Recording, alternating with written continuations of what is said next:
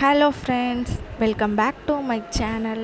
இந்த வீடியோவில் நீங்கள் என்ன பார்க்க போகிறீங்கன்னா, விழுப்புரத்துக்கு ஃபேமஸான முட்டை மிட்டாய் எப்படி செய்கிறது தாங்க பார்க்க போகிறீங்க. நான் எங்கள் வீட்டில் முட்டை மிட்டாய் செஞ்சு பார்த்தேன். அந்த வீடியோ தான் உங்கள் கூட நான் ஷேர் பண்ண வந்திருக்கிறேன். நான் சும்மா ட்ரை பண்ணி தாங்க பார்த்தேன். ஆனால் உண்மையாகவே நல்லா இருந்துச்சு, சாப்பிடவும் நல்ல டேஸ்ட்டாக இருந்துச்சு. அதனால் அந்த வீடியோவை உங்களுக்கு ஷேர் பண்ணுறேன், பாருங்கள் எப்படின்னு. நான் ஒரு மிக்ஸி ஜார் எடுத்துக்கிட்டேங்க. அதில் நான் இப்போ 3 ஸ்பூன் சீனி சேர்த்துக்க போகிறேன். சீனியை நல்லா பொடி பண்ணி வச்சுக்கணும்.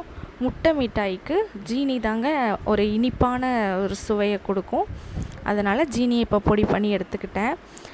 மிக்சியில் அரைக்கிறதெல்லாம் என்னால் வீடியோவில் காட்ட முடியலை, ஸோ அதெல்லாம் நான் காட்டலை.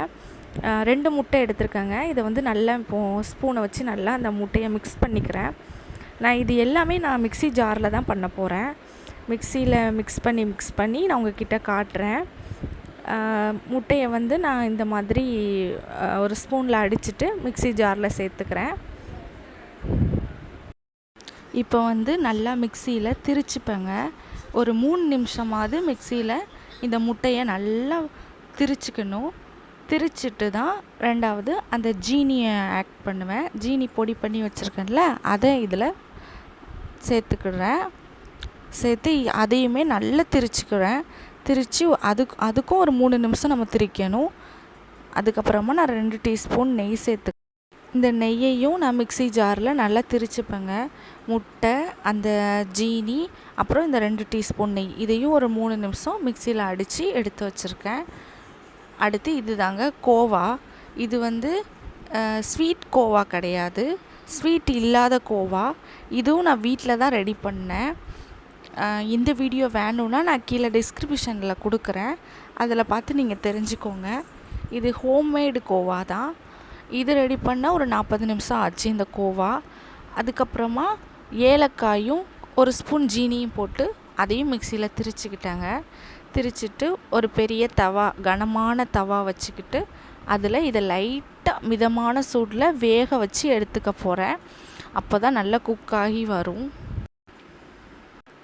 இது ஒரு 10 நிமிஷம் வெந்தால் போதுங்க. ஒரு க்ரீமி பதத்துக்கு வரணும். அதனால் ஒரு 10 நிமிஷம் மட்டும் அதை நான் ஒரு தவாவில் போட்டு எடுத்துக்கிட்டேன். அப்புறமா ஒரு குக்கரில் உப்பு தட்டியிருக்கேங்க. உப்பு நடுவில் ஒரு தட்டை கவுத்தி வச்சுருக்கிறேன். அந்த தட்டை கவுத்துனதுக்குள்ளே உப்பு கிடையாது, சுற்றிலும் உப்பு போட்டு வச்சுருக்கிறேன். அதுக்கப்புறமா ஒரு 30 நிமிஷம் கழித்து நான் குக்கரை திறந்து பார்த்தேன். உள்ளே கொஞ்சம் வேக வேண்டியது இருந்துச்சு. அதனால் நான் மறுபடியும் குக்கரில் வச்சு ஆஃப் பண்ணிட்டேன். ஆனால் விசில் போடக்கூடாது.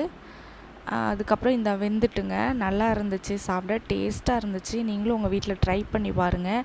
இது நான் எனக்கு தெரிஞ்ச மாதிரி நான் செஞ்சு பார்த்தேன்.